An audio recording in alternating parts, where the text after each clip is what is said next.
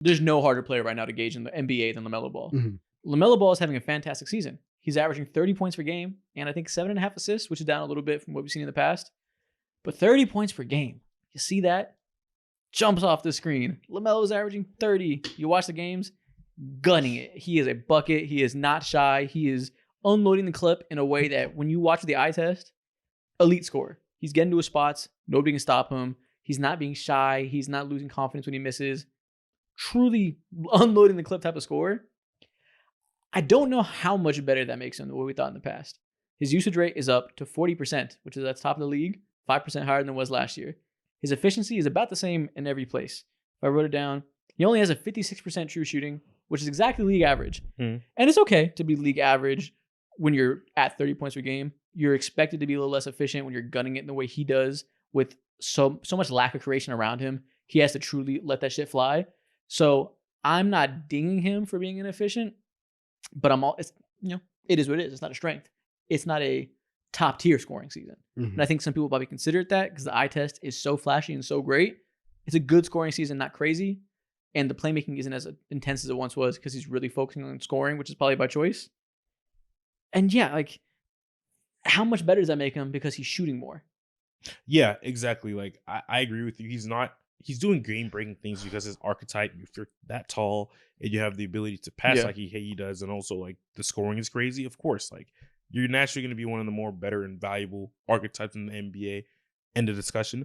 But something I will agree with you is that with how he's scoring the ball, it just feels like, yeah, I'm going to take 22, 23 shots a game, and that's it. That's the only thing that's changing in his game. Like, we've seen the shooting be what it is. We've seen at times in the past, like, the lack of penetration, specifically like finishing in the paint. He gets there a lot more often, but not really. In though. terms of like the numbers, honestly, volume and accuracy are basically exactly the same at the rim.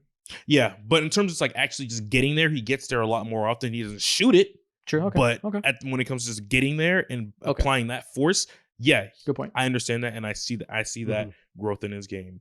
But when I think of players in his archetype, just big 6'7", 6'8", 6'9" guys who have abilities to be one of the best passers in the NBA while also scorers, you think far into things like, okay, LeBron, Luka, James Harden, those category types of guys. LaMelo Ball isn't sniffing that just yet because I don't think he's necessarily mastered.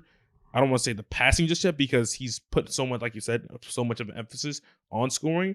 But the way he's scoring, it doesn't seem effortless. Yeah. No, he's a very talented passer. He hasn't gotten to the point where him with the ball in his hands, he's not at the point where he's making the perfect reads like some of those guys are, where the mix of scoring and passing on a dime and being able to balance both of those, like a prime James Harden, where he's going to be up top, he's going to blow by his defender. In an instant, he can decide if it's kicking to the corner, doing a lob, doing a floater, and that type of quick processing speed really blows teams out of the water. LaMelo's not there yet. I think he probably will get there. So I'm asking all these questions. I have the highest out of us three, but I don't know if I feel good about it. Like, I don't know if how much of it is him truly improving and how much of it is just like volume. I think it's obviously like with a lot of things in the NBA, it's a little bit of both. Yeah, exactly. But I think, and that's why like I'm okay with you putting LaMelo a spot above Trey, because I do view them in the same tier, but I think that Trey is a little bit above because I do think that Trey is, when we talk about like the lower end of offensive engines, I think Trey is probably the line for where you can reasonably expect for a guard to run your offense, to create everything.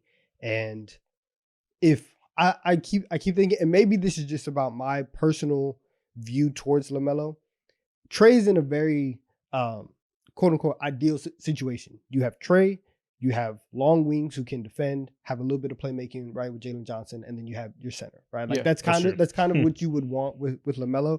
And I keep thinking, like, if LaMelo was in Atlanta, would I feel better about the Hawks now, or would I feel better about them with Trey? And I kind of feel better about them with Trey. That's a good point. And it's like, for LaMelo, we're scaling everything up. It's kind of out of necessity. You guys still suck, and I would want for the playmaking to also be scaled up. If you have the ball 40, if your usage rate is 40%, that is prime 2019 James Harden level. James Harden is leading the league in points and assists and he's at getting that players time. paid. That's what I'm saying. He's getting players paid. James Harden is averaging 35 and 10, 35 and 11.